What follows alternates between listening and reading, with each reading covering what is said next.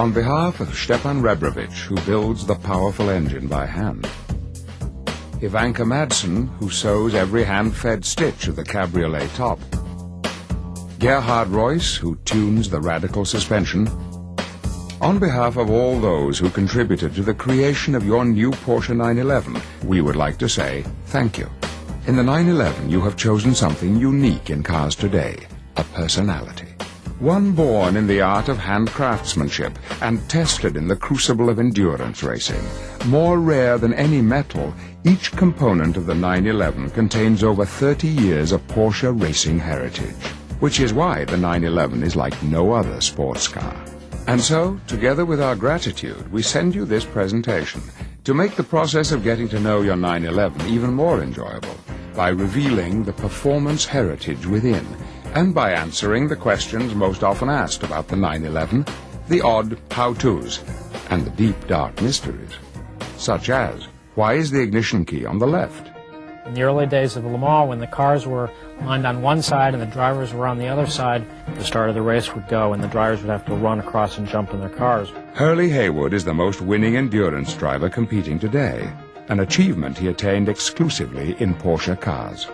So Porsche decided, well, if they put the ignition on the left side, you could start it and put it into gear at the same time. While Le Mans racers no longer sprint to their cars, Porsche's left-hand ignition remains as a quiet salute to some of our early victories. Others treat the tachometer as an afterthought. Why then does Porsche place it front and center? The tach is the most important instrument on the dashboard. You know, sometimes I'm almost embarrassed to say it, but in a racing car, really the only gauge that I look at is that tachometer, because that really is telling me I have a shift point at 8,000, I don't want to go over it, so I have to continually look at that gauge. The instrument panel reflects the race heritage of the 911. Wolfgang Sander is the field service manager for Porsche Cars North America. You have your tachometer and your speedometer and your major warning lights right in the middle in front of you. We all know what an exclamation point means at the end of a sentence, but what does it mean in the middle of a dashboard? In my Porsche race car on the dashboard, there's a big red light. The central warning light alerts the driver to look at all the other instruments and all the other warning lights to see what's amiss. Common in racing cars, it can be slightly alarming to a new Porsche owner. The central warning light doesn't always indicate an emergency. It could be something as simple as low gasoline. You may be low on windshield washer fluid, or your brake pads may be nearing the end of their service life. And if it's something that's not of vital importance, push the exclamation point and the light would turn off. Now for a real mystery. Why does the 911 have 3 oil gauges? The 911 has an engine lubrication system which essentially comes from the racetrack. And since it's a unique system, it needs some unique indicator gauges. The oil pressure gauge fluctuates a lot. As soon as you start up an engine on any car, the oil pump will pressurize the oil in order to lubricate the engine. But that gauge goes up and down. The only time that you really have to worry about it is if the engine is running and suddenly that goes down, then you stop immediately. The oil temperature gauge in a Porsche is your way of telling you what your engine temperature is. This is air-cooled. It doesn't have any water in it. You don't have a water temperature gauge. So the temperature of the oil is your best indication as to the actual engine temperature. The only time you really worry is when it gets into the red zone. On most cars nowadays, the engine is lubricated by oil being pumped out of the oil pan into the engine's lubrication system. However, when you go around corners real fast, all the oil would slosh over to one side in the oil pan and the oil pump would only suck up air, therefore the engine would not be lubricated. On the 911, the oil is kept in a separate reservoir tank to the side, which assures that you have a constant supply of good oil. The oil level gauge is just a gauge that basically tells you how much oil is in the reservoir tank. If it goes down to the red zone, that does not mean that you're out of oil. If you'd like to check the oil level on your 911, you need to have the engine warmed up, pull the car on level ground, let it idle for about 20 seconds, and then look at your oil level gauge, and the needle should be somewhere within the right range. In the 911, high performance does not always mean high maintenance.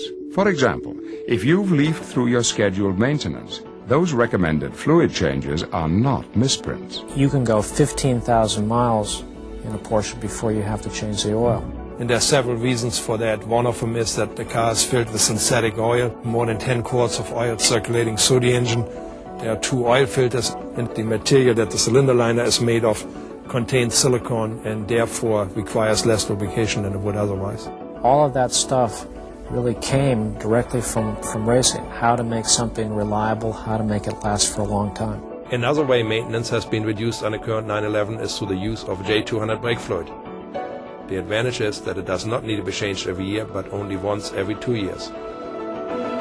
So, are there any parts of the 911 that do require special care and feeding?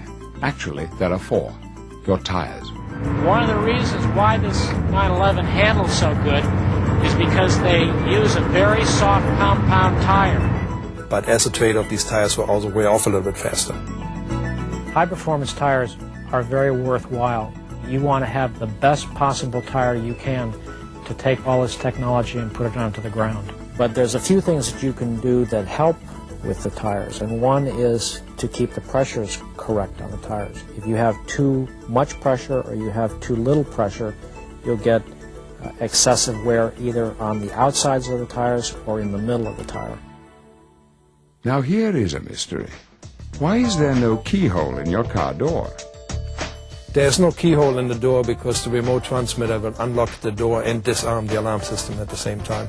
The system can arm in 2 different fashions. One is that you exit the car, push the button, and the door will be locked and the anti-theft system will be activated.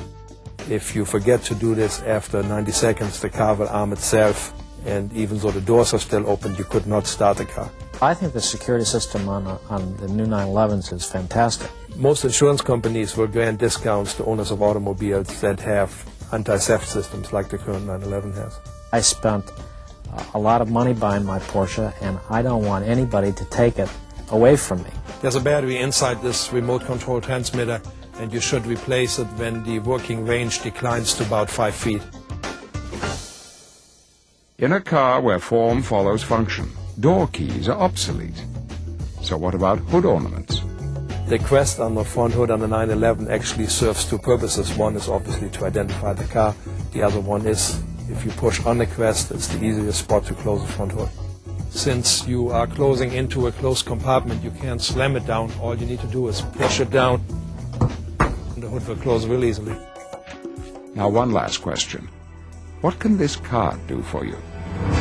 The Porsche 911 is one of the most durable cars on the road. That's one of the reasons why I've won so many of these long-distance races. But if there's ever a problem, for any reason, Porsche is always there to help. When you purchased your 911, you received free roadside assistance membership. To enjoy its benefits, please retain the temporary membership card enclosed with this video until your permanent card arrives in the mail. It entitles you to emergency assistance 24 hours a day, anywhere your heart may take you in the 50 United States and Canada. And in a Porsche 911, that's liable to be far indeed. To discover all the benefits of Porsche ownership, we encourage you to review the materials enclosed with this video and to read your owner's manual fully. Those who create the 911 and those who own it share something uncommon today, an ability to make the rare choice, the choice to take the more challenging road, the choice to do by hand what a machine might do without feeling, the choice to listen to one's heart and experience one car that was not created to be something for everyone, but everything to someone. Thank you for your choice.